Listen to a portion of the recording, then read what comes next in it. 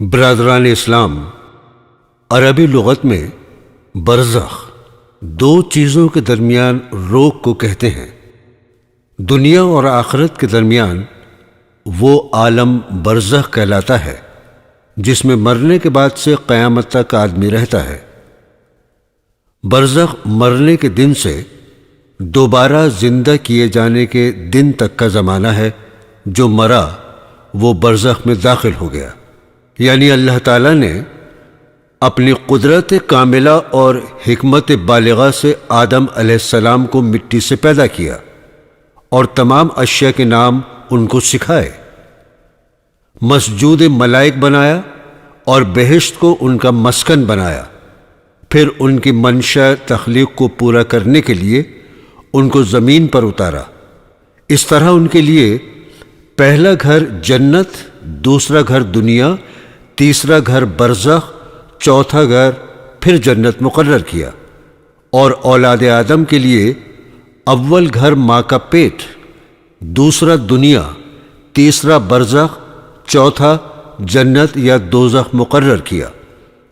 ہر گھر کے لیے مناسب احکام معین فرمائے، دنیا کو دار عمل قرار دیا، پسندیدہ اور غیر پسندیدہ اعمال کی تعلیم کے لیے انبیاء کرام کو مبعوث فرما کر انسان پر عظیم احسان فرمایا۔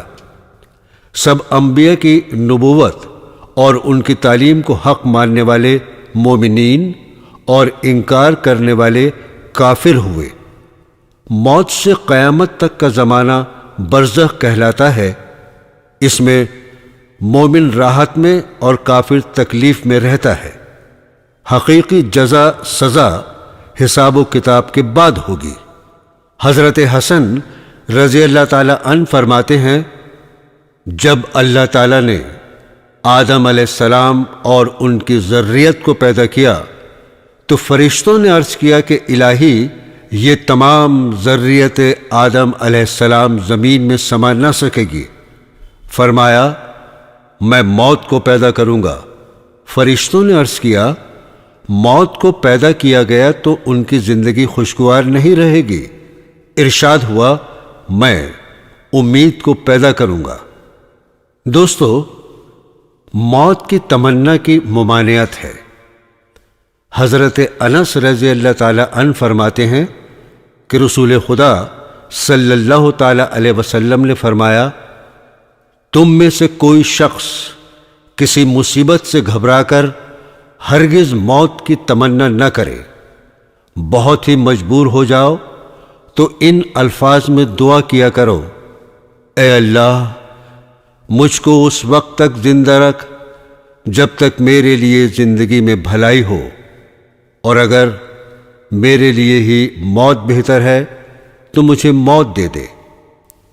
حضرت انس رضی اللہ تعالیٰ عنہ روایت کرتے ہیں کہ رسول خدا صلی اللہ تعالیٰ علیہ وسلم نے فرمایا کہ موت کے آنے سے پہلے تم میں سے کوئی شخص ہرگز موت کی دعا اور تمنا نہ کرے، اس لیے کہ جب انسان مر جاتا ہے تو اس کا عمل منقطع ہو جاتا ہے، یعنی ختم ہو جاتا ہے، اور مومن کی عمر خیر ہی کو بڑھاتی ہے، یعنی عمر بری چیز نہیں، کچھ نہ کچھ اس میں مومن خیر ہی کرے گا۔ حضرت ابو ہریرہ رضی اللہ تعالی عنہ روایت کرتے ہیں کہ رسول اکرم صلی اللہ تعالی علیہ وسلم نے فرمایا، تم میں سے کوئی شخص موت کی ہرگز تمنا نہ کرے، کیونکہ وہ شخص یا تو نیک ہے تو شاید نیکی زیادہ کرے، اور یا بدکار ہے تو ممکن ہے کہ بدی سے باز آ جائے اور اللہ تعالیٰ کی خوشنودی کا طالب بن جائے۔ حضرت عمر بن عبسہ رضی اللہ تعالی عنہ سے روایت ہے کہ رسول اکرم صلی اللہ تعالی علیہ وسلم نے فرمایا، تم میں سے کوئی شخص موت کی تمنا نہ کرے مگر اس وقت کہ اسے اپنے عمل پر بھروسہ ہو، اور جب تم دیکھو کہ اسلام میں 6 چیزیں عام ہو رہی ہیں تو موت کی تمنا کرو، اور اگر تمہاری جان تمہارے ہاتھ میں ہو تو اسے چھوڑ دو۔ 1 کسی کا ناحق قتل کرنا، 2 بچوں کی حکومت، 3 کمینوں کی کثرت، 4 جاہلوں کی حکومت، 5 انصاف کی خرید و فروخت، اور 6 قرآن کو گا کر پڑھا جائے۔ مطلب یہ ہے کہ جس وقت یہ باتیں عام ہو جائیں اور لوگ ان کو دل سے برا سمجھنا چھوڑ دیں تو ایمان کا ادنا درجہ ہے، تو ایسے نازک وقت میں موت کی تمنا کرنے میں کوئی مذائقہ نہیں۔ برادران اسلام، اب سنیے حضرت ابراہیم علیہ السلام کی موت کا دلچسپ واقعہ۔ ملک الموت روح قبض کرنے کے لیے حضرت ابراہیم علیہ السلام کے پاس پہنچے۔ حضرت ابراہیم علیہ السلام نے فرمایا، ملک الموت، کیا کوئی دوست اپنے دوست کی روح قبض کرتا ہے؟ ملک الموت کو حکم ہوا کہ تو ابراہیم سے یہ کہہ دے کہ کیا تمہاری نظر میں کوئی ایسا شخص ہے جو دوست کی ملاقات کو ناپسند کرتا ہو؟ حضرت ابراہیم علیہ السلام نے یہ جواب سنا تو تڑپ اٹھے اور فرمایا، اے ملک الموت، تو اسی وقت میری روح قبض کر لے۔ حضرت ابن مسعود رضی اللہ تعالی عنہ روایت کرتے ہیں کہ رسول مقبول صلی اللہ تعالی علیہ وسلم نے فرمایا، مومن کی روح پسینے کے ساتھ نکلتی ہے اور کافر کی جان اس طرح کھینچی جاتی ہے جس طرح گدھے کی۔ مومن سے جو گناہ سرزد ہو چکے ہیں، موت کی سختی ان کا کفارہ ہو جاتی ہے، اور کافر نے جو نیکیاں کی ہیں ان نیکیوں کا بدلہ اس کو اس طرح دیا جاتا ہے کہ موت اس پر آسان کر دی جائے۔ حضرت عائشہ صدیقہ رضی اللہ تعالی عنہا سے مروی ہے کہ آن حضرت صلی اللہ تعالی علیہ وسلم نے ارشاد فرمایا، مومن کو ہر چیز میں اجر ہی اجر ہے، یہاں تک کہ موت کی سختی میں بھی اجر ملتا ہے۔ حضرت بریدہ رضی اللہ تعالی عنہ سے روایت ہے کہ سرکار دو عالم صلی اللہ تعالی علیہ وسلم نے فرمایا، مومن پیشانی پر پسینہ چھوڑ کر وفات پاتا ہے۔ حضرت سلمان فارسی رضی اللہ تعالی عنہ کا بیان ہے کہ میں نے رسول مقبول صلی اللہ تعالی علیہ وسلم کو یہ فرماتے ہوئے سنا کہ جس کی موت قریب آئے تو اس میں 3 علامتوں کو غور سے دیکھو۔ 1 اگر پیشانی عرقآلود ہو، 2 اس کی آنکھیں پرنم ہو جائیں، 3 اور اس کے نتنے پھول جائیں تو سمجھ لو اس پر اللہ کی رحمت ہوئی، اور اگر اس طرح خرخر کرنے لگے جیسے اونٹ گلا گھٹنے کے وقت کرتا ہے، اور اس کا رنگ سرخ ہو جائے اور اس کی باچھیں راکھ کے رنگ کی ہو جائیں تو سمجھ لو اس پر اللہ کی طرف سے عذاب نازل ہوا۔ حضرت عمر بن حبیب رضی اللہ تعالی عنہ سے یہ واقعہ مروی ہے کہ بنی اسرائیل کے 2 آدمیوں نے اللہ تعالیٰ کی اتنی عبادت کی کہ تھک کر عبادت سے کنارہ کش ہو گئے۔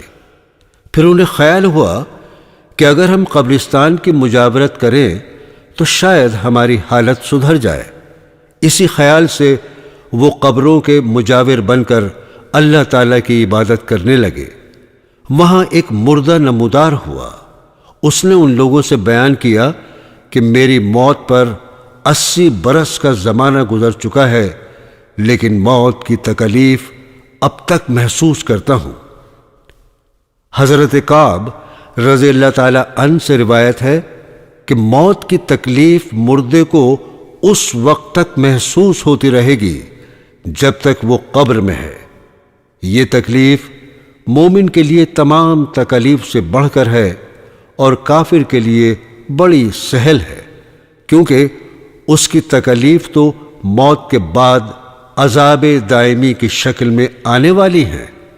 حضرت علی کرم اللہ وجہہ کا بیان ہے کہ قسم ہے اس ذات کی جس کے قبضے میں میری جان ہے، تلوار کی 1000 ضربیں کھا کر مرنا بستر پر مرنے سے زیادہ آسان ہے۔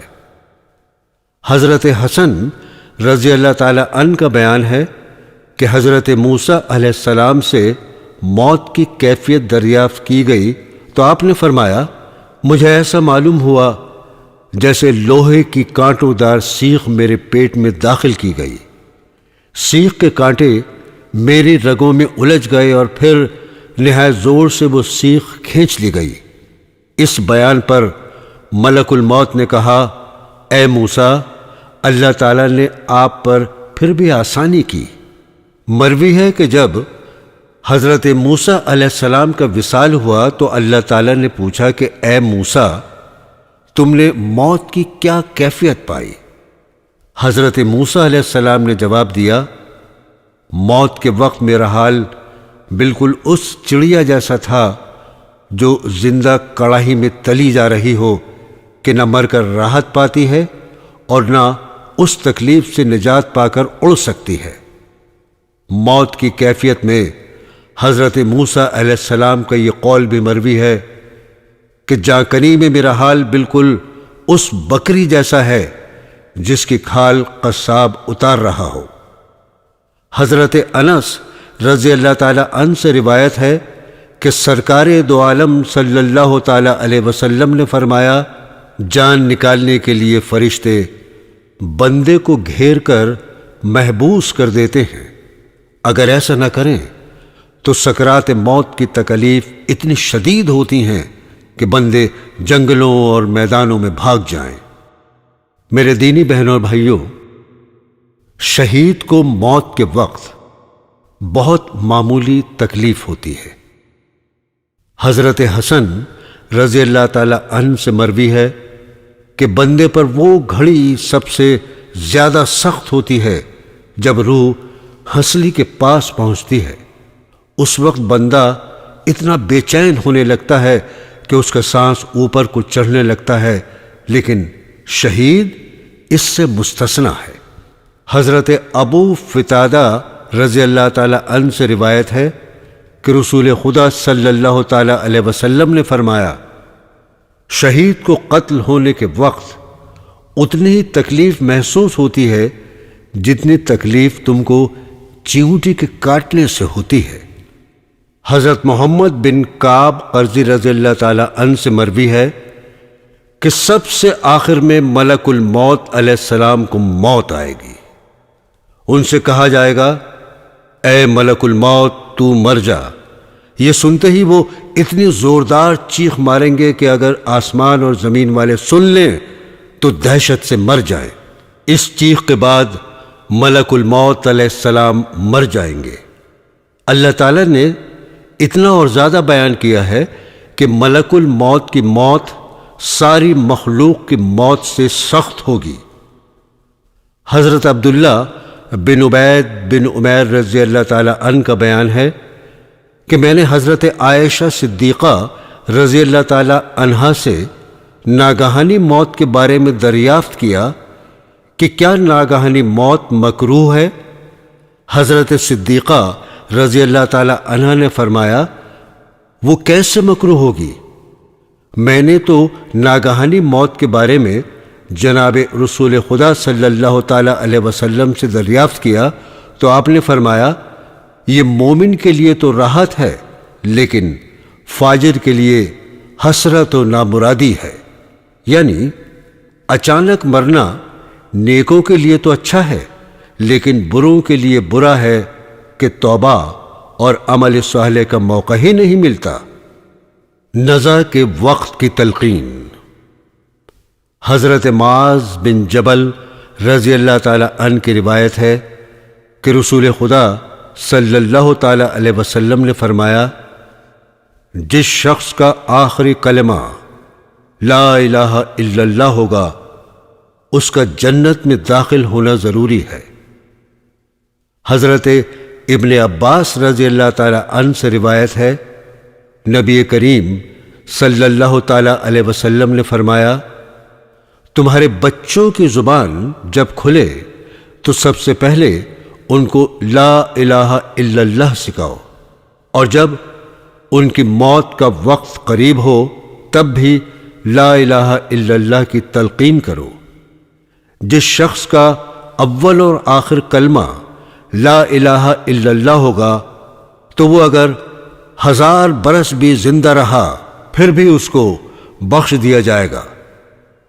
حضرت زید بن اسلم رضی اللہ تعالی عنہ حضرت عثمان غنی رضی اللہ تعالی عنہ سے روایت کرتے ہیں کہ رسول خدا صلی اللہ تعالی علیہ وسلم نے فرمایا، جب تم کسی میت کے پاس حاضر ہو تو اس کو لا الہ الا اللہ کی تلقین کرو، کیونکہ جس بندے کا خاتمہ اس کلمے کے ساتھ ہوتا ہے اس کے لیے یہ کلمہ توشہ جنت ہو جاتا ہے۔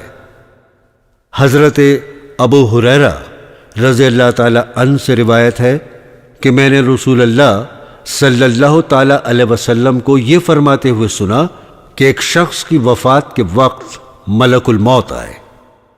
جب اس کے اعضاء کو چیر کر دیکھا تو کوئی نیکی کی علامت نہ ملی، پھر اس کے دل کو چیرا تو اس میں بھی کوئی چیز نہیں پائی، پھر اس کے دونوں جبڑوں کو چیر کر دیکھا تو اس کی نوک زبان تالو سے چپکی ہوئی تھی اور وہ لا الہ الا اللہ کہہ رہا تھا۔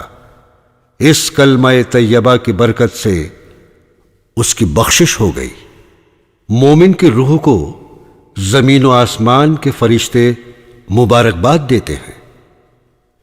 حضرت ابن عباس رضی اللہ تعالی عنہما نے خاتم رسول صلی اللہ تعالی علیہ وسلم سے ایک طویل حدیث روایت کی ہے، جس میں بیان ہے کہ مومن کی روح کو آسمان و زمین کے تمام فرشتے مبارکبادیاں دے چکتے ہیں تو اللہ تعالیٰ کی جناب میں پیش ہوتی ہے، اور اللہ تعالیٰ فرماتے ہیں مرحبا اس روح کے لیے اور مرحبا اس جسم کے لیے جس سے یہ پاک روح نکلی ہے۔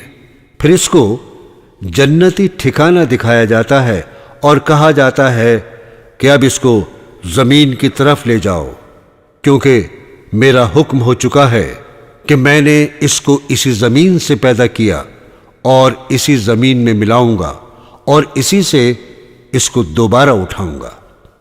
رسول اللہ صلی اللہ تعالی علیہ وسلم نے قسم کھا کر فرمایا، جس وقت اس روح کو جسم میں لوٹانے کا حکم ہوتا ہے اور فرشتے لے کر چلتے ہیں تو یہ لوٹنا اتنا ناگوار ہوتا ہے کہ نکالنے کے وقت بھی اس کو اتنی ناگواری کا اظہار کرتی ہوئی کہتی ہے کہ تم مجھے کہاں لے جا رہے ہو؟ کیا اس جسم کی طرف لے جا رہے ہو جس کے اندر میں تھی؟ فرشتے کہتے ہیں ہم اللہ تعالیٰ کے حکم کے تابع ہیں۔ اللہ تعالیٰ کا حکم ہے کہ اس جسم میں تجھ کو لوٹا دیں، چنانچہ وہ لوٹائی جاتی ہے، اور اسی وقفے میں اس کے جسم کو لوگ غسل دے کر کفن میں لپیٹ چکے ہوتے ہیں۔ فرشتے اس روح کو جسم میں دوبارہ لوٹا دیتے ہیں۔ حضرت عطا خراسانی کا بیان ہے کہ بنی اسرائیل کا ایک شخص 40 تک محکمہ قضا کا قاضی رہا۔ قاضی یعنی عدالت کا جج۔ جب وہ شدید بیمار پڑا تو اس نے کہا، میرا گمان ہے کہ میں اس بیماری میں مر جاؤں گا۔ میں اگر مر جاؤں تو ایک کام کرنا کہ 4-5 روز تک مجھے گھر میں رو کے رکھنا۔ اس عرصے میں اگر کوئی خاص کیفیت میری دیکھو تو مجھے آواز دے کر پوچھنا۔ چنانچہ اسی بیماری میں اس کا انتقال ہو گیا تو وہ ایک صندوق میں رکھ دیا گیا۔ 3 روز گزرنے کے بعد جب اس کے جسم سے اتنی بدبو آنے لگی کہ گھر والے پریشان ہو گئے۔ مجبوراً ایک شخص نے اس کی لاش کو پکارا اور کہا، یہ کیسی بدبو تیرے جسم سے آ رہی ہے؟ اس مردے کو حکم خداوندی ہوا اور وہ بول پڑا۔ اس نے بدبو کی وجہ یہ بیان کی کہ میں 40 برس قاضی رہا، لیکن کسی مقدمے میں جانبداری اور بے انصافی کی تہمت مجھ پر نہیں لگ سکی۔ البتہ ایک مقدمہ ایسا آیا کہ 2 آدمی میرے پاس آئے۔ ان میں سے ایک کی طرف میرا رجحان اور میلان تھا، اس لیے اس کے فریق کے مقابلے میں اس شخص کی بات پر میں نے زیادہ توجہ دی اور ہمدردی سے کان لگا کر سنتا رہا۔ میرے کان نے عدالت کی کرسی پر بیٹھ کر یہ بے انصافی کی تھی، اسی کان سے یہ بدبو آ رہی ہے جس سے تم لوگ پریشان ہو۔ یہ کہہ کر وہ خاموش ہو گیا اور اس کی لاش کا صندوق سپرد خاک کر دیا گیا۔ حضرت صالح بن حبی رضی اللہ تعالی عنہ کا بیان ہے، میرے ایک پڑوسی کی وفات ہو گئی، پھر اس کی وفات کے بعد بیٹھ کر اس کے اعمال کا ذکر میں کرنے لگا تو وہ شخص بول پڑا اور کہنے لگا، میں نے جس گناہ سے مغفرت چاہی وہ بخش دیا گیا، اور جس سے مغفرت نہ چاہی وہ جوں کا توں باقی رہا۔ میں نے انار کا ایک دانہ خیرات کر دیا تھا، اس کی وجہ سے ایک نیکی لکھی گئی۔ ایک رات میں کھڑا ہو کر نماز پڑھنے لگا، میں نے قرأت بلند آواز سے کی تو میرا پڑوسی سن کر اٹھ کھڑا ہوا اور اس نے بھی نماز پڑھی۔ اس کے سبب سے میرے لیے بھی ایک نیکی لکھی گئی۔ ایک دن میں کچھ لوگوں میں بیٹھا ہوا تھا کہ ایک سائل آیا، میں نے اس کو 1 درہم دے دیا، لیکن یہ میں نے صرف دکھاوے کے لیے کیا تھا۔ میں نے اس درہم پر کوئی نیکی نہیں پائی، بس اتنا ہوا کہ میں اس کا ثواب نہیں پا سکا۔ مطلب یہ ہے کہ جو نیک عمل دکھاوے کے لیے کیا جاتا ہے اس کی دنیا میں شہرت تو ضرور ہو جاتی ہے، لیکن آخرت میں اس کا کوئی حصہ نہیں ہوتا۔ دوستو، توبہ کا وقت کب ختم ہوتا ہے؟ حضرت ابو بکر بن عبداللہ مزنی رضی اللہ تعالی عنہ سے مروی ہے کہ توبہ کا وقت بہت دراز ہوتا ہے، لیکن جب موت کے فرشتے نظر آنے لگتے ہیں تو توبہ کا وقت ختم ہو جاتا ہے اور بندہ بھی دنیا سے بے خبر ہو جاتا ہے۔ حضرت معاذ بن ابو سفیان رضی اللہ تعالی عنہ سے یہ واقعہ مروی ہے کہ رسول اللہ صلی اللہ تعالی علیہ وسلم نے بیان فرمایا، بنی اسرائیل میں ایک بڑا گنہگار شخص تھا، اس نے 97 انسانوں کو قتل کیا تھا۔ جب اس کو اپنی غلطی کا احساس ہوا تو ایک راہب کی خدمت میں حاضر ہو کر عرض کیا، اے راہب، میں نے کوئی برائی نہیں چھوڑی، یہاں تک کہ میں نے 97 انسانوں کو ناحق قتل کیا ہے، کیا میرے لیے توبہ کی کوئی راہ نکل سکتی ہے اور توبہ قبول ہو سکتی ہے؟ راہب نے کہا، اب تیرے لیے معافی کی کوئی صورت نہیں ہے۔ یہ سن کر وہ شخص بڑا مایوس ہوا اور اس راہب کو بھی قتل کر کے چلا گیا۔ جاتے جاتے ایک دوسرے راہب کے پاس پہنچا اور اپنی سابقہ تمام تر برائیوں کو ذکر کر کے توبہ کی صورت دریافت کی۔ دوسرے راہب نے بھی اس کو نفی میں جواب دیا، چنانچہ مایوسی کے عالم میں اس نے دوسرے راہب کو بھی قتل کر دیا اور آگے بڑھا۔ ایک تیسرے راہب کے پاس پہنچا اور اس سے بھی اسی طرح اپنے گناہوں کا ذکر کیا اور توبہ کی راہ دریافت کی۔ تیسرے راہب نے بھی اس کو یہی جواب دیا کہ اب توبہ کی کوئی صورت نہیں۔ یہ سن کر اس نے تیسرے راہب کو بھی قتل کر دیا۔ اب اس قاتل کے مقتولین کی تعداد 100 ہو گئی۔ اس کے بعد ایک چوتھے راہب کے پاس آیا، اس نے اپنے جرائم کا ذکر کر کے توبہ کی صورت دریافت کی۔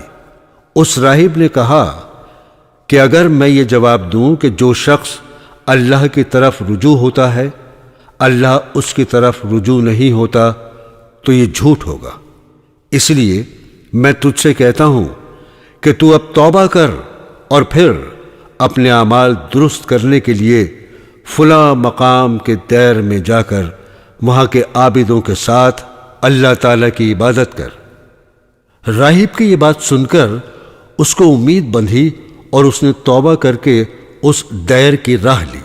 جب وہ درمیانی راستے تک پہنچا تو اللہ تعالیٰ نے اپنے فرشتے کو حکم دیا اور اس کی روح وہیں راستے ہی میں قبض کر لی گئی۔ اس کے مرنے پر عذاب اور رحمت کے فرشتے اس کو اٹھانے کے لیے جھگڑنے لگے۔ اچانک ایک تیسرا فرشتہ آیا اور اس نے فیصلہ کیا کہ یہ شخص جہاں سے چلا تھا اور جس گاؤں کی طرف جا رہا تھا ان دونوں جگہوں کا فاصلہ ناپو۔ اگر یہ توابین کے گاؤں سے زیادہ قریب ہو تو اس کو نیکیوں میں شمار کرو، ورنہ گناہگاروں میں۔ چنانچہ جب فاصلے کی پیمائش ہوئی تو ایک بالش توابین کے گاؤں سے زیادہ قریب تھا، اس لیے اس کو بخش دیا گیا اور رحمت کے فرشتوں نے اسے اٹھا لیا۔ حضرت ابو ہریرہ رضی اللہ تعالی عنہ نے یہ واقعہ بیان کیا کہ ایک شخص شدید بیمار ہوا۔ ہم لوگ اس کے پاس بیٹھے ہوئے تھے۔ اچانک بیمار بے حس و حرکت ہو گیا۔ ہم نے اس کو مردہ سمجھ کر کپڑا ڈھانک دیا اور اس کی آنکھوں کو بند کر دیا۔ جب ہم اس کو غسل دینے کے لیے اٹھانے گئے تو اس نے حرکت کی۔ ہم سب نے کہا سبحان اللہ، ہم تو سمجھتے تھے کہ تم مر چکے ہو۔ یہ سن کر اس شخص نے کہنا شروع کیا بے شک میں مر چکا تھا۔ مرنے کے بعد مجھ کو میری قبر میں لے گئے۔ ایک خوبصورت اور خوشبودار آدمی نے مجھ کو قبر میں رکھ دیا۔ اچانک ایک کالی بدبودار عورت نمودار ہوئی اور اس نے میری برائیاں ایک ایک کر کے اس طرح گنانی شروع کی کہ میں اس سے شرمسار ہونے لگا۔ عورت سے میری بحث ہوتی رہی۔ عورت نے کہا اچھا چل، ہمارا جھگڑا وہاں طے ہوگا۔ چنانچہ میں چلا اور ایک کشادہ گھر میں داخل ہوا جس میں چاندی کا ایک چبوترا تھا۔ اس کے گوشے میں مسجد تھی اور ایک شخص کھڑا ہوا نماز پڑھ رہا تھا۔ اس نمازی نے نماز میں سورہ نحل پڑھنی شروع کی اور پڑھتے پڑھتے کسی آیت پر اٹک گیا۔ میں نے اس کو لقمہ دے دیا۔ جب وہ نماز سے فارغ ہوا تو اس نے مجھ سے دریافت کیا کیا تجھے یہ صورت یاد ہے؟ میں نے کہا ہاں۔ یہ سن کر اس نے اپنے تکیے کے نیچے سے ایک کتاب نکالی اور پڑھنے لگا۔ اسی وقت وہ کالی عورت جلدی سے اس کے پاس آ کر کہنے لگی اس نے یہ برائی کی، وہ برائی کی، اور پھر وہ خوبصورت خوشبودار شخص بھی آ گیا۔ اس نے عورت کی تردید کرتے ہوئے میری خوبیاں گنانی شروع کی۔ اس پر اس مسجد کے ایک نمازی نے کہا بندے نے اپنی جان پر ظلم کیا ہے، لیکن اللہ تعالیٰ نے اس کی برائیوں کو درگزر فرما دیا۔ مزید کہا ابھی اس شخص کی موت نہیں آئی ہے، ابھی تو پیر کے دن اس کی موت آئے گی۔ حضرت ابو ہریرہ رضی اللہ تعالیٰ عنہ کہتے ہیں کہ اس بیمار شخص نے کہا کہ تم لوگ اس واقعے کو سامنے رکھ کر خیال رکھنا، اگر میری وفات پیر کے دن ہوئی تو مجھے امید ہے کہ میں نے جو کچھ دیکھا ہے وہ سچ ہے اور مجھے نجات ملے گی، اور اگر میں پیر کے دن نہ مرا تو سمجھنا میں نے جو کچھ دیکھا اور کہا وہ محض بیماری کا ہذیان تھا۔ چنانچہ وہ شخص پیر تک اچھا رہا اور پیر کے دن عصر کے بعد اس کا انتقال ہو گیا۔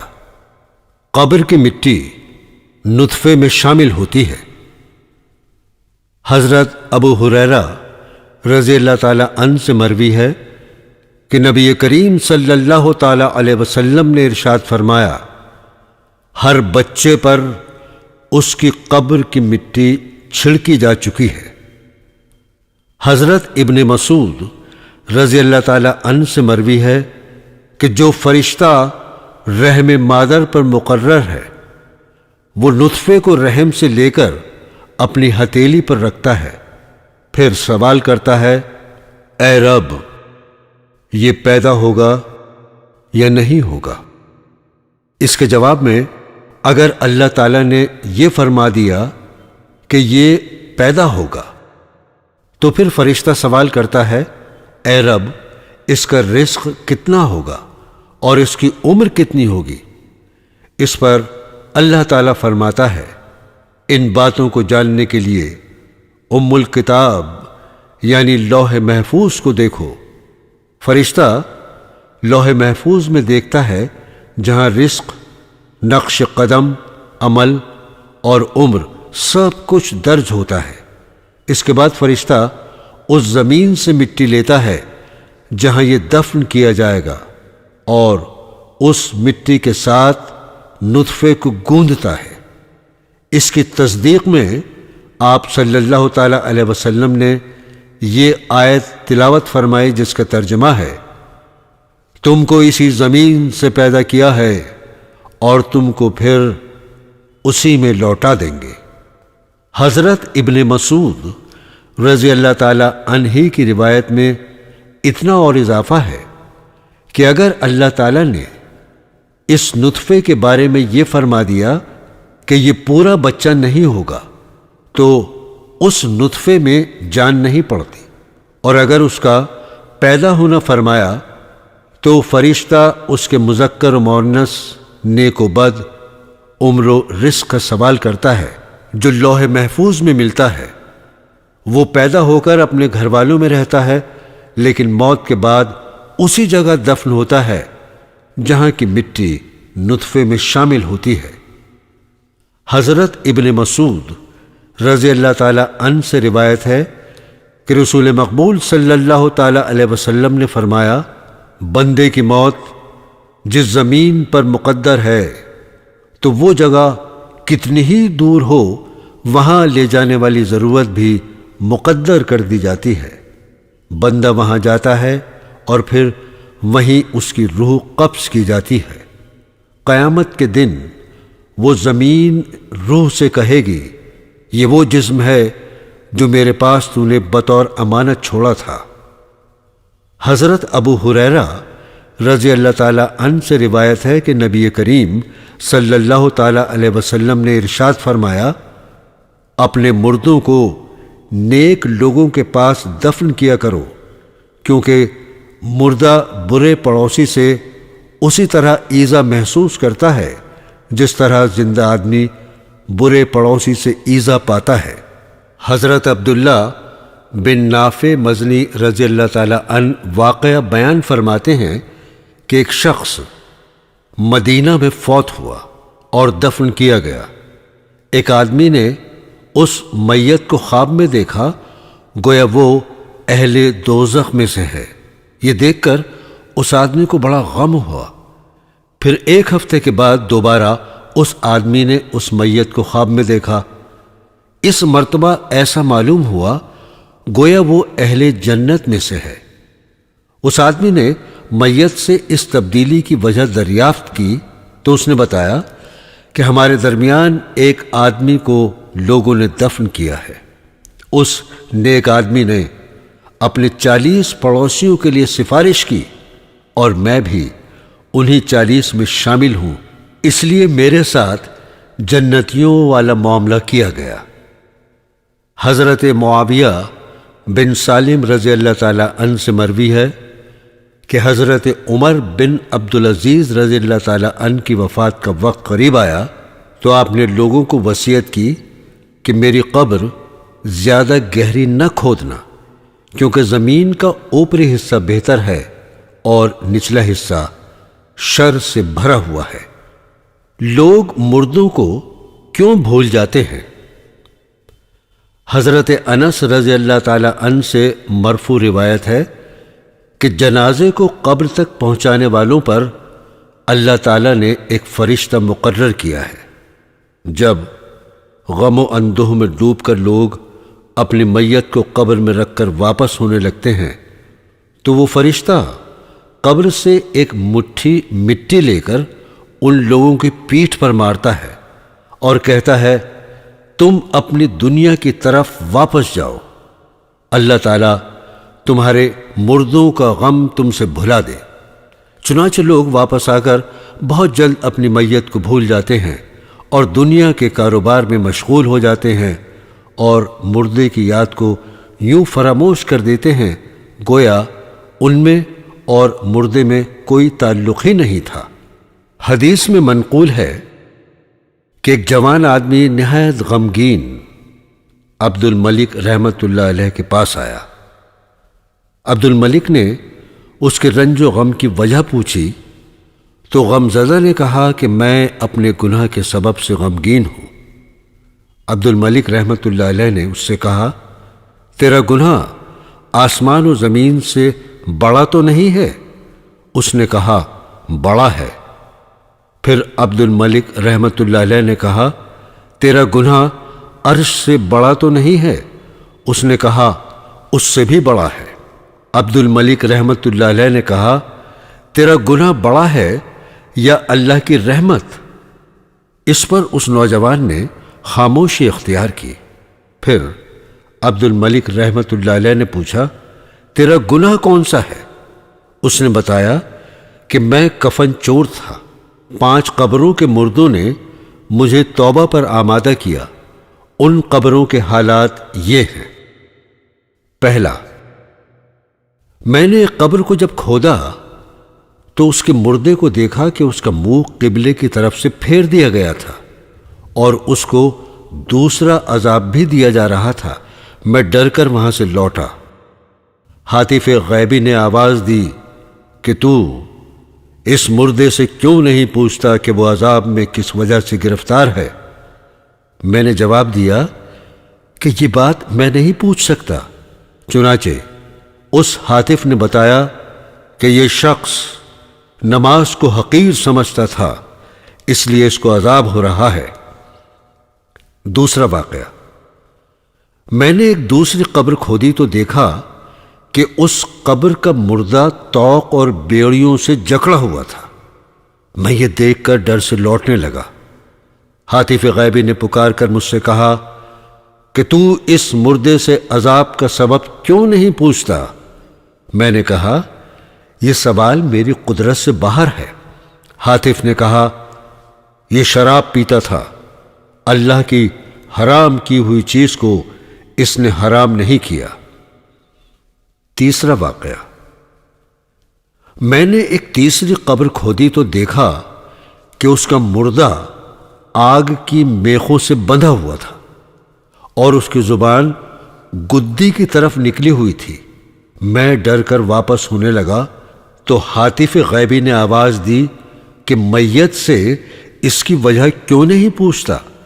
میں نے کہا، سوال کی مجھ میں طاقت نہیں۔ اس نے کہا، یہ لوگوں کے مال دبانے کی کوشش کرتا تھا۔ چوتھا واقعہ، میں نے ایک چوتھی قبر کھودی، دیکھا کہ مردہ آگ میں جل رہا تھا اور فرشتے اس کو مار رہے تھے اور وہ چیخ رہا تھا۔ میں ڈر کر واپس ہونے لگا۔ حاطف غیبی نے آواز دی اور کہا کہ تو مردے سے اس عذاب کی وجہ کیوں نہیں پوچھتا؟ میں نے کہا، سوال کی مجھ میں قوت نہیں۔ حاطف نے بتایا کہ یہ جھوٹا شخص تھا اور جھوٹی قسمیں کھایا کرتا تھا۔ پانچواں واقعہ، میں نے ایک 5ویں قبر کھودی تو دیکھا کہ فرشتے اس مردے کو آگ کے ستون سے مار رہے تھے اور مردہ خوب چلا رہا تھا۔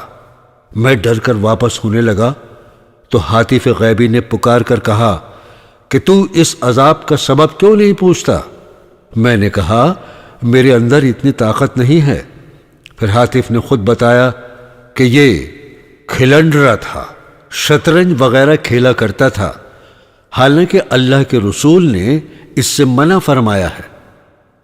مطلب یہ کہ قبر کا عذاب دل، آنکھ، کان، زبان، پیٹ، شرمگاہ، ہاتھ پاؤں اور سارے بدن کے گناہوں کے سبب سے ہوتا ہے، اور ان اعضاء سے جو نیک کام ہوتے ہیں ان پر اجر ملتا ہے۔ حدیث شریف میں ہے کہ حضور اکرم صلی اللہ تعالی علیہ وسلم نے فرمایا، جب 2 مسلمان اپنی تلواروں کے ساتھ ایک دوسرے پر حملہ آور ہوتے ہیں، پھر کوئی ایک مقتول ہو جاتا ہے تو قاتل اور مقتول دونوں آگ میں جاتے ہیں۔ پوچھا، کیا قاتل تو قاتل ہے، مقتول کیوں آگ میں جاتا ہے؟ اس پر حضور صلی اللہ تعالی علیہ وسلم نے ارشاد فرمایا، وہ بھی تو قتل کرنے کے ارادے سے ہی آیا تھا، ابن حجر مکی کا بیان ہے کہ عبد الباسط نامی ایک شخص قاضی شہر کا چپراسی تھا۔ وہ شروع میں بہت غریب تھا، مگر اس نے ناجائز ذرائع سے خوب دولت سمیٹی، لیکن جب وہ مر گیا اور دفن کر دیا گیا تو دفن کرنے کے بعد قبر ذرا سی کھل گئی۔ ہم نے دیکھا کہ ایک زنجیر کے اندر ایک بڑے سانپ کو اس کی لاش سے باندھ دیا گیا ہے۔ ہم نے ڈر کر قبر پر مٹی ڈال دی اور عبرت لے کر گھر لوٹے۔ ابن جوزی رحمت اللہ علیہ نے روایت بیان کی ہے کہ حضرت عیسیٰ علیہ السلام اپنے ساتھیوں کے ہمراہ جا رہے تھے۔ راستے میں کسی مردے کی ایک کھوپڑی نظر آئی۔ آپ کے ساتھیوں نے درخواست کی کہ اے روح اللہ، آپ اللہ تعالیٰ سے دعا فرمائیں کہ اس کھوپڑی کو قوت گویائی عطا فرما دے اور یہ کھوپڑی گزرے ہوئے عجیب واقعات ہم کو سنا دے، اس سے ہم کو عبرت حاصل ہوگی۔ حضرت عیسیٰ علیہ السلام نے 2 رکعت نماز پڑھی اور اللہ تعالیٰ سے دعا کی۔ آپ کی دعا قبول ہوئی اور کھوپڑی بول اٹھی کہ اے روح اللہ، پوچھئے کیا پوچھتے ہیں؟ اللہ تعالیٰ کا حکم ہے کہ میں آپ کی باتوں کا جواب دوں۔ آپ نے پوچھا، تو اس دنیا میں کون شخصیت رکھتا تھا؟ کھوپڑی نے جواب دیا، میں اس زمین کا بادشاہ تھا۔ 1000 برس زندہ رہا، 1000 اولاد مجھ سے ہوئیں، 1000 شہر فتح کیے، 1000 لشکروں کو شکست دی اور 1000 بادشاہوں کو قتل کیا۔ بالآخر اس فاتح زمانے کو موت آئی۔ میں نے اچھی طرح یہ معلوم کر لیا کہ زہد و تقوی سے بڑھ کر کوئی دولت نہیں، اور حرص و طمع میں ہلاکت ہی ہلاکت ہے، اور اللہ تعالیٰ کی تقدیر پر راضی رہنے میں سب سے بڑی عزت ہے۔ حضرت ابن مسعود رضی اللہ تعالیٰ عنہ کا بیان ہے کہ جس نے سورہ ملک کو ہر رات پڑھا اس کو اللہ تعالیٰ عذاب قبر سے بچا لے گا۔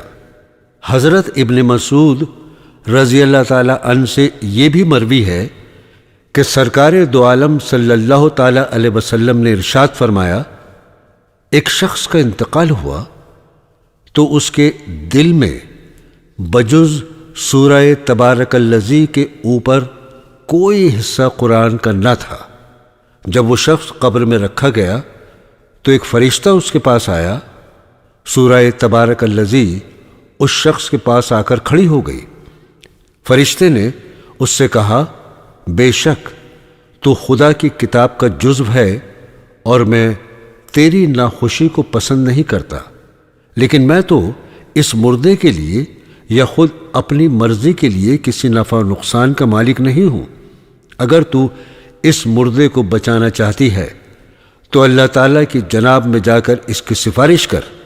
یہ سن کر سورہ رب کے حضور گئی اور درخواست کی کہ اے خدا، فلاں شخص نے تیری کتاب میں سے مجھ کو پڑھا، تو کیا پھر بھی اس کو عذاب دیا جائے گا، حالانکہ میں اس کے پیٹ میں ہوں؟ اگر تیرا ارادہ اس کو عذاب دینے کا ہے تو مجھ کو اپنی کتاب میں سے مٹا دے۔ اللہ تعالیٰ کی طرف سے جواب ملتا ہے کہ میں دیکھتا ہوں کہ تو بہت خفا ہو گئی ہے۔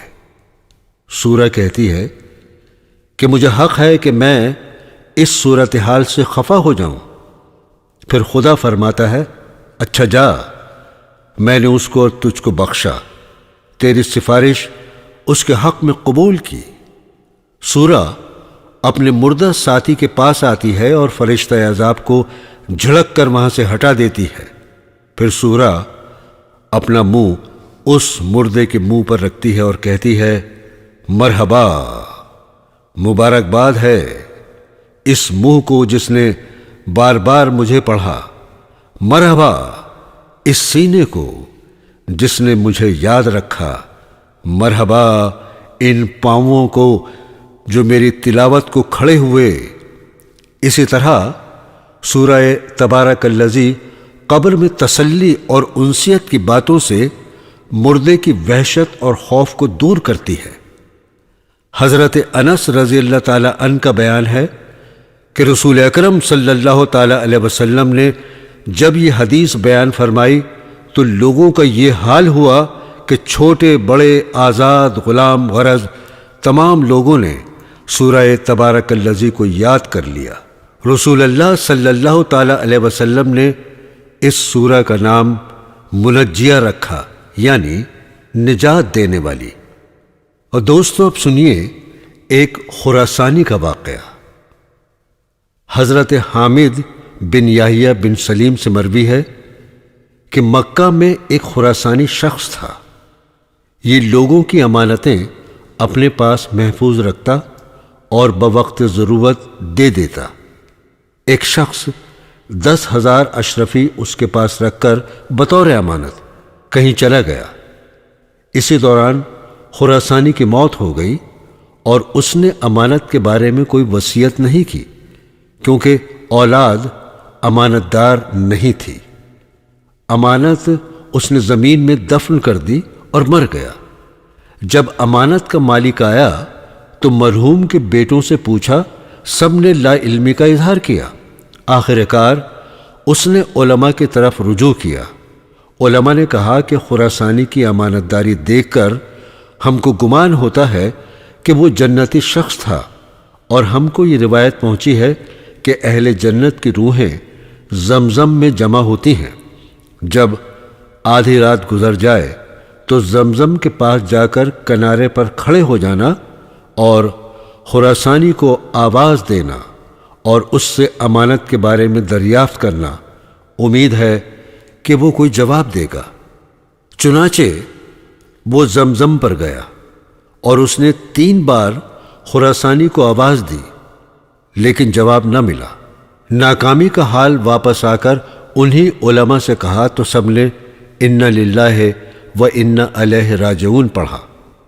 علماء نے کہا، افسوس، ہمارا گمان ہے کہ وہ خراسانی دوزخی ہے، اس لیے اہل جنت کی روحوں کے پاس اس کی روح نہیں ہے۔ اچھا اب تو یمن کی طرف جا، وہاں ایک وادی ہے جس کا نام برہوت ہے، اور اس میں ایک کنواں ہے جس کو باہوت کہتے ہیں۔ اس میں دوزخیوں کی روحیں جمع رہتی ہیں، وہاں جا کر آدھی رات کو آواز دے، وہاں جواب ملے گا۔ وہ شخص وہاں گیا اور خراسانی کا نام لے کر پکارا اور اپنا نام بھی لیا کہ میں فلاں شخص ہوں۔ پہلی ہی آواز میں خراسانی نے جواب دیا اور امانت کے بارے میں کہا کہ تیری اشرفیاں میرے گھر کے دروازے کی چوکھٹ کے نیچے ہیں۔ اس نے آ کر چوکھٹ کے پاس زمین کھودی تو امانت نکل آئی، اور خراسانی نے جو بات بتائی تھی وہ صحیح ثابت ہوئی۔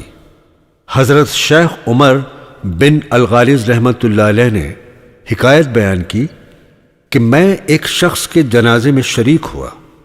یہ شخص بڑا بزرگ تھا۔ جب ہم نے ان کی نماز جنازہ ادا کر لی تو ہم نے دیکھا کہ اچانک زمین و آسمان کے درمیان پوری فضا پرندوں سے بھر گئی۔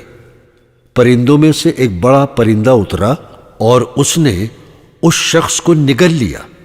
اس کے بعد پرندہ غائب ہو گیا۔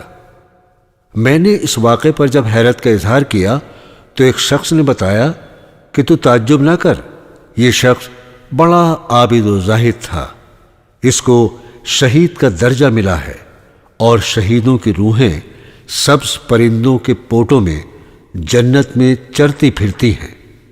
حضرت زید بن اسلم رضی اللہ تعالی عنہ سے مروی ہے کہ بنی اسرائیل کا ایک شخص لوگوں سے کنارہ کش ہو کر پہاڑ پر خدا کی یاد کیا کرتا تھا۔ وہ اتنا خدا رسیدہ تھا کہ جب قحط نازل ہوتا تو آبادی کے لوگ اس کے پاس حاضر ہو کر دعا کراتے اور اس کی دعا سے بارش ہوتی تھی۔ جب اس بزرگ کی وفات ہوئی تو لوگ اس کی تجہیز و تکفین کی تیاری کرنے لگے۔ اسی دوران ایک تخت بدلی میں حرکت کرتا ہوا نظر آیا، اور پھر وہ تخت اس بزرگ کے پاس آ کر اترا۔ تخت کے ساتھ ایک آدمی بھی اترا۔ اس نے بزرگ کی لاش کو اس تخت پر رکھ دیا، پھر تخت آسمان کی طرف اٹھنے لگا۔ لوگ اس تخت کو دیکھ ہی رہے تھے کہ آسمان کی بلندیوں میں وہ غائب ہو گیا۔ حضرت ابو ہریرہ رضی اللہ تعالی عنہ سے روایت ہے کہ رسول اکرم صلی اللہ تعالی علیہ وسلم نے فرمایا، مومن کی روح وفات کے بعد اپنے قرض کی وجہ سے معلق رہتی ہے، وہ بغیر قرض ادا کیے ہوئے جنت میں نہیں جا سکتی۔ حضرت انس رضی اللہ تعالی عنہ سے مروی ہے کہ ہم لوگ نبی کریم صلی اللہ تعالی علیہ وسلم کی خدمت میں تھے، اسی درمیان ایک جنازہ آیا اور آپ سے نماز جنازہ پڑھنے کی درخواست کی گئی۔ آپ صلی اللہ تعالی علیہ وسلم نے پوچھا، کیا اس مردے کے ذمے کوئی قرض ہے؟ بتایا گیا کہ ہاں۔ فرمایا، ایسا شخص جس کے اوپر قرض ہے، اس کی نماز جنازہ پڑھنے سے کیا فائدہ ہوگا؟ اس کی روح تو قبر میں معلق ہے، آسمان پر نہیں چڑھ سکتی۔ اگر کوئی شخص اس کے قرض کا ضامن ہو تو میں نماز پڑھوں، ورنہ نہیں، کیونکہ میری نماز جنازہ اسی کو اسی وقت فائدہ دے سکتی ہے جبکہ کوئی اس کا قرض ادا کر دے یا ادا کرنے کی ضمانت لے۔ حضرت ابن عباس رضی اللہ تعالی عنہ سے روایت ہے کہ رسول اکرم صلی اللہ تعالی علیہ وسلم نے ایک دن صبح کی نماز پڑھنے کے بعد دریافت کیا، کیا اس جگہ کوئی قبیلہ حزیل کا آدمی موجود ہے؟ تمہارا بھائی جنت کے دروازے پر روک دیا گیا ہے کیونکہ وہ مقروض ہے۔ حضرت شبان بن جبیر رضی اللہ تعالی عنہ کہتے ہیں کہ میرے باپ اور عبد الواحد بن زید ایک جہاد میں جا رہے تھے، اچانک ان کا گزر ایک چوڑے اور گہرے کنویں پر ہوا۔ اس کنویں کے اندر سے کراہنے کی آواز آئی۔ تحقیق حال کے لیے ایک آدمی کنویں میں اتر کر دیکھا کہ ایک آدمی تخت پر بیٹھا ہوا ہے اور اس کے نیچے پانی ہی پانی ہے۔ اس تخت نشین سے پوچھا گیا کہ تو جن ہے یا انسان ہے؟ اگر انسان ہے تو اپنی حقیقت بیان کر۔ اس نے کہا کہ میں انطاکیہ کا بادشاہ ہوں اور محض ایک انسان ہوں۔ میری وفات کے بعد اس جگہ مجھے قید کر دیا گیا ہے کیونکہ میرے ذمے قرض ہے۔ میرا بیٹا انطاکیہ میں ہے، وہ نہ مجھ کو یاد کرتا ہے اور نہ میری طرف سے قرض ادا کرتا ہے کہ میں رہائی پاؤں۔ یہ حال سن کر وہ شخص جو کنویں میں تحقیق حال کے لیے اترا تھا باہر آیا اور اپنے ساتھی سے ماجرا بیان کیا۔ دونوں نے طے کر لیا کہ چل کر جہاد کریں گے اور مال غنیمت سے اس کا قرض ادا کر دیں گے۔ چنانچہ انہوں نے قرض ادا کر دیا۔ واپسی پر کنویں کے پاس آئے تو وہاں وہ کنویں میں موجود نہیں تھا، وہیں وہ لوگ سو گئے۔ آخر خواب میں وہ آدمی آیا اور کہا کہ اللہ تم کو جزائے خیر دے، تم نے قرض ادا کر دیا، اب میں جنت میں آ گیا ہوں۔ میرے دینی بہنوں اور بھائیوں اور عزیزان اکرام، موت در موت کے بعد کے حالات و واقعات ابھی آپ نے صحیح روایات کی روشنی میں سنے۔ اگر آپ کو یہ تقریر پسند آئی ہے تو ہمارا چینل ضرور سبسکرائب کریں۔